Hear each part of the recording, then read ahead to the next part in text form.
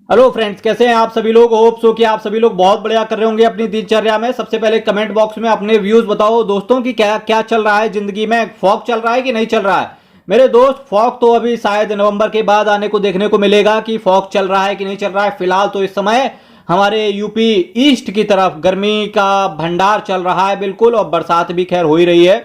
मेरे दोस्त, आज मैं दो म्यूचुअल फंड्स की चर्चा करने की कोशिश करूंगा और ये वीडियो उन लोगों के लिए बहुत ज्यादा इंपॉर्टेंट रहने वाला है मेरे दोस्त जो लोग भारत सरकार को टैक्स का पेमेंट करते हो। मेरे दोस्त, जब मैं ईएलएसएस कैटेगरी की बात करूंगा यानी कि इक्विटी लिंक्ड सेविंग स्कीम के बारे में बात करूंगा, जहां पर आप एटीसी के अंदर 1,50,000 रुपए तक का डिडक्शन क्लेम कर सकते हो।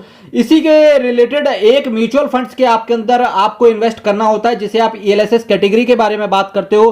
तो चलिए, ये तो इनकम टैक्स की बात हो गई। अब बात करते हैं कि वो म्यूचुअल फंड जहां पर आप क्लेम कर सकते हो 1,50,000 रुपए तक का डिडक्शन, यानी कि आप किसी भी ईएलएसएस कैटेगरी में पैसा डालोगे आपको डिडक्शन तो मिल ही जाएगा। पर क्या वो म्यूचुअल फंड बेस्ट है कि नहीं, आज मैं इससे रिलेटेड कुछ डाउट सॉल्व करने की कोशिश करूंगा। जनरली अगर आप मेरे बहुत पुराने सब्सक्राइबर या व्यूअर हैं मेरे दोस्त, तो आपको पता होगा, तो जनरली जो हमारा कंसंट्रेशन रहता है वो केवल दो म्यूचुअल फंड्स पर रहता है, मेरा एसेट का टैक्स सेवर फंड और पराग पारिक का टैक्स सेवर फंड।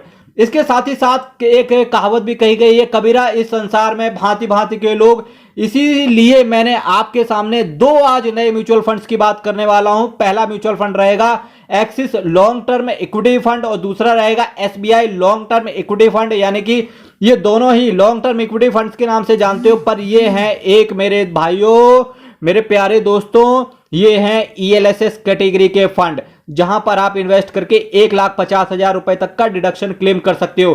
क्या ये सही है कि नहीं मेरा एसेट और पराग पारिक टैक्स सेवर फंड से, इसी के सब्जेक्ट में मुझे आपसे चर्चा करनी है मेरे दोस्त। जब मैं एक्सिस लॉन्ग टर्म की बात करूंगा या एसबीआई लॉन्ग टर्म की बात करूंगा तो हमारी चर्चा के 4 बेसिस पॉइंट रहने वाले हैं।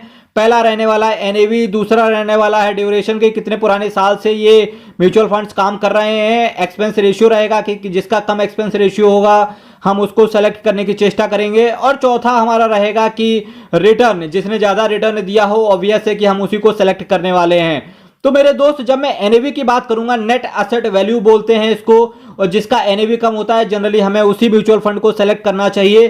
तो अगर मैं एक्सिस लॉन्ग टर्म की बात करूंगा तो 77 रुपए का 77 रुपीज का इसका एनएवी चल रहा है, ऑब्वियस है कि कम है। एसबीआई लॉन्ग टर्म की बात करेंगे 279 रुपीज के आसपास का इसका एनएवी चल रहा है। डेफिनेटली यहां पर एक्सिस लॉन्ग टर्म को आपको पॉइंट्स देना ही पड़ेगा क्योंकि इसका एनएवी कम है, और एसबीआई का एनएवी कितना है 279, तो डेफिनेटली यहां से एसबीआई को अवॉइड कर देना चाहिए। चलिए, जो मेरा नेक्स्ट कैटेगरी मैंने रखी है वो है ड्यूरेशन की, कौन सा म्यूचुअल फंड कितने पुराने समय से काम कर रहा है। तो जो जितना ज्यादा पुराना होगा डेफिनेटली हम उसी के साथ जाने की चेष्टा करेंगे। तो यहां पर अगर एक्सिस लॉन्ग टर्म की बात करूंगा तो ये अपने इन्वेस्टर्स को 10 साल दे चुका है। एसबीआई लॉन्ग टर्म की बात करेंगे तो ये भी अपने इन्वेस्टर्स को 10 साल दे चुका है। तो कोई दिक्कत नहीं है, यहां पर मैच का टाई हो गया तो डेफिनेटली इस चीज को अवॉइड कर देना चाहिए। तीसरी जो मैंने कैटेगरी चुनी है वो है एक्सपेंस रेशियो। तो डेफिनेटली एक्सपेंस रेशियो वो रेशियो होता है, जो फंड मैनेजर आपसे आपके फंड को मैनेज करने के लिए चार्ज करता है। मेरे दोस्त, जनरली आपको ऐसे म्यूचुअल फंड सेलेक्ट करने चाहिए जहां पर 1% से कम का आपसे एक्सपेंस रेशियो चार्ज किया जाए।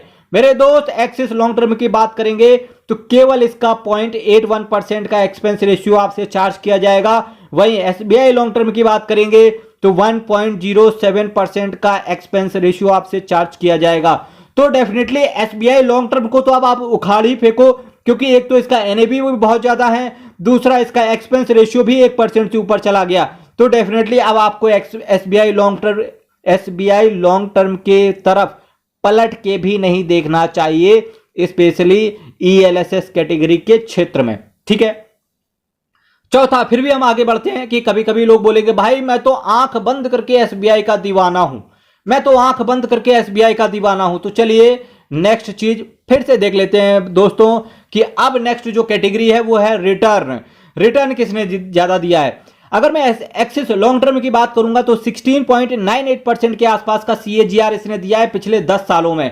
ऑलमोस्ट समझ के देख लें तो 17% के आसपास का सीएजीआर है पिछले 10 सालों में। वहीं एसबीआई लॉन्ग टर्म की बात करेंगे तो 14.45% का सीएजीआर है पिछले 10 सालों में। तो डेफिनेटली अब तो आपको एसबीआई की तरफ कहते हैं ना, तेरी गलियों में ना रखेंगे कदम आज के बाद, ये आपको गाना गा देना चाहिए एसबीआई स्पेशली ईएलएसएस कैटेगरी के क्षेत्र में।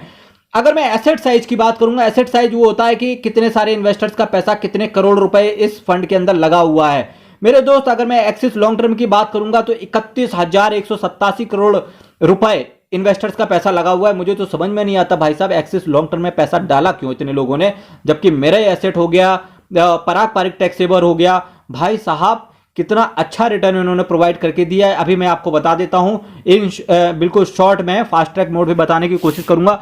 फिलहाल इन दो म्यूचुअल फंड्स का कंपेयर करते हैं। एनएवी के लिए बात करें तो एक्सिस लॉन्ग टर्म बेस्ट रहा।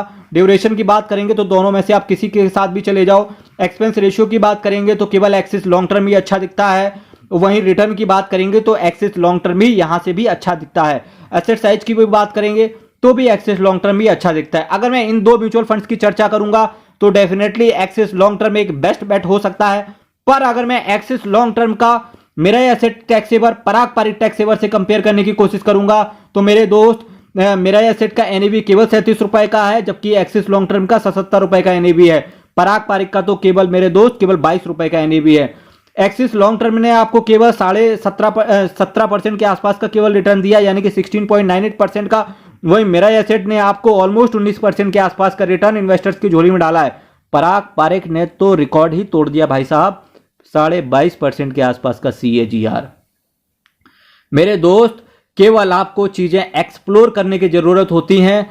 CKD stock market news channel केवल इस दुनिया में केवल एक ऐसा न्यूज चैनल है जहां पर आपको इंडिविजुअल म्यूचुअल फंड्स के क्षेत्र में एक एक पॉइंट के बारे में आपको बताया जाता है, एक एक शेयर्स के बारे में आपको बताया जाता है, एक एक चीज के बारे में आपको बताया जाता है, ताकि आपका कोई भी डाउट अनसॉल्व ना रह जाए। साथ ही साथ जब ये पूरी म्यूचुअल फंड से रिलेटेड, पूरी एक कैटेगरी से रिलेटेड जब मैं बात कर लेता हूं एक फंड से रिलेटेड, फिर उसका कंपेयर मैं अदर म्यूचुअल फंड से भी करके आपको बताता हूं।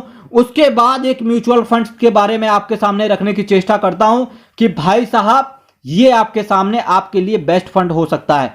फिर भी मेरे दोस्त अल्टीमेट डिसीजन आपने लेना है, क्योंकि मेरे दोस्त पैसा आपका है और शेयर मार्केट आपको पता होना चाहिए। इस subject to market risk and read all scheme से रिलेटेड डॉक्यूमेंट्स वेरी केयरफुली। ये सिंपल सी एक लाइन है, पर इसके मायने स्टॉक मार्केट में बहुत ज्यादा है।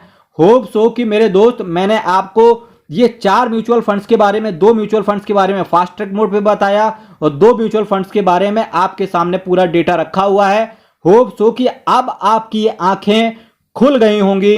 फिर भी कोई डाउट है, कमेंट बॉक्स आपके लिए खुला है। और मेरे दोस्त CKD stock market news channel के साथ जुड़े रहने के लिए आप सभी का बहुत बहुत हृदय की गहराइयों से स्वागत है, धन्यवाद है, शब खैर है मेरे दोस्त। Tata bye bye. वीडियो को लाइक करना मत भूलना और ये वीडियो मेरे दोस्त हर किसी के पास भी पहुंचना चाहिए, क्योंकि कहते हैं परोपकाराय संता विभूतया, और आपको ये परोपकार करना है। क्योंकि यकीन मानना मेरे दोस्त, जब आप वीडियो को शेयर करेंगे तो होगा क्या, इससे आपके जहन में भी कुछ चीजें छूट जाएंगी और वो चीजें होंगी जो आपके लिए जिंदगी भर काम आने वाली हैं।